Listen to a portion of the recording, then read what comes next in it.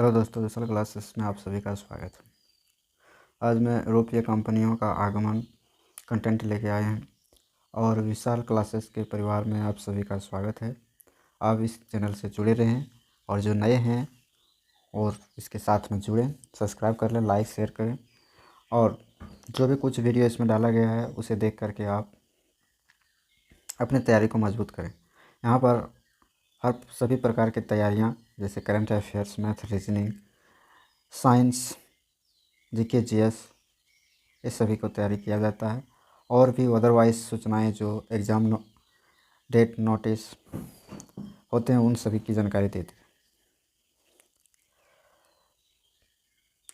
हम लोग इसमें यूरोपीय कंपनियों का आगमन, इतिहास के आधुनिक भारत से लिए कर रहे हैं तैयारी। अंग्रेज़ों से पहले भारत आए विदेशी।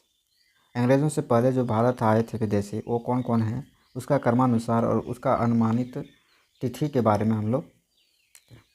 फारस दर्रा प्रथम डेरियस हाखामनी साम्राज्य से हैं जो 516 ईस्वी पूर्व में आए थे। यूनानी यानी सिकंदर जो आए थे 326 ईस्वी पूर्व में भारत आए थे।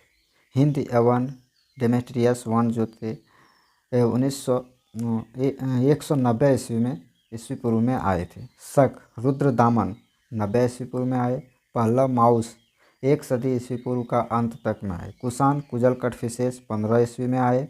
हुन तोरमान 414 से 455 ईस्वी तक भारत में शासन किया आकर के।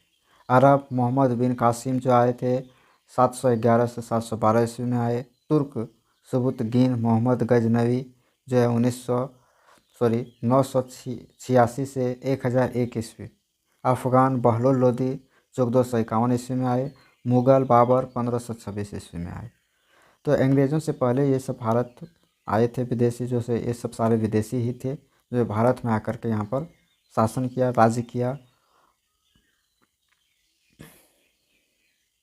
1935 ईस्वी में राजा शाह पहलवी ने फारस का नाम बदलकर ईरान कर दिया था। उपरोक्त विदेशियों का भारत आने का उद्देश्य अपने साम्राज्य का विस्तार करना, भारत में सत्ता स्थापित करना अथवा यहाँ की धन संपदा को लूटना था। यूरोपीय कंपनियों का भारत आगमन। उसके बाद यूरोप कंपनियाँ आई। निम्नलिखित विदेशियों ने भारत पर आक्रमण नहीं किया था। ये सभी अपने उपनिवेश, फैक्ट्री बनाने व व्यापार करने के उद्देश्य से भारत आए थे। ऊपर में जो भी थे वो सभी अपना साम्राज्य विस्तार किया, सत्ता स्थापित किया और धन संपदा को लूटा।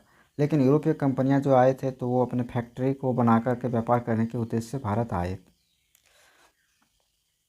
जो कंपनी पुर्तगाल ईस्ट इंडिया कंपनी, गवर्नर थे F.D. अल्मेड़ा, मुख्यालय गोवा, स्थापना वर्ष 1498 ईस्वी। अंग्रेज east India company sir Thomas Roe, Kolkata 1600 ईस्वी में आए। डच ईस्ट इंडिया कंपनी विनिर्च वो मुसलीपट्टनम 1602 ईस्वी में आए। डेनिश ईस्ट इंडिया डस्तमान कोबार 1616 ईस्वी में आए। फ्रांसीसी ईस्ट इंडिया कलबर्ट मार्टिन पांडेचेरी 1664 ईस्वी।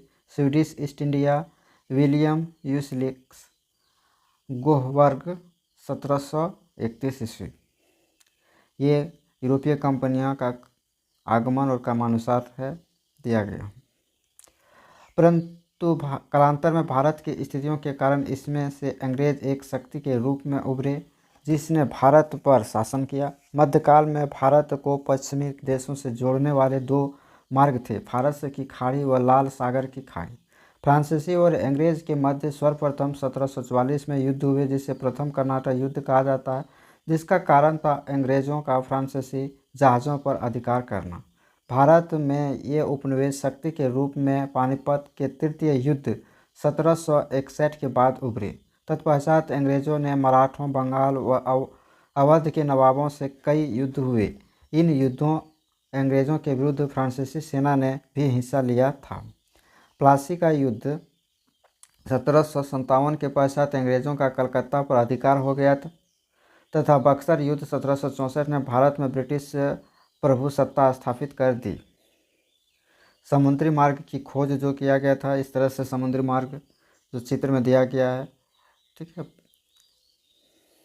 हाँ, और इसी तरह से विदेशी इसी मार्ग से अधिकतर आया जाता करता था, जो भारत आकर के यहाँ पर अपनी अपनी सोच के अनुसार फैक्ट्रियाँ स्थापित की, व्यापार को समृद्ध किया, और अंग्रेज़ों ने समय और मौका पा करके इस पर शासन किया।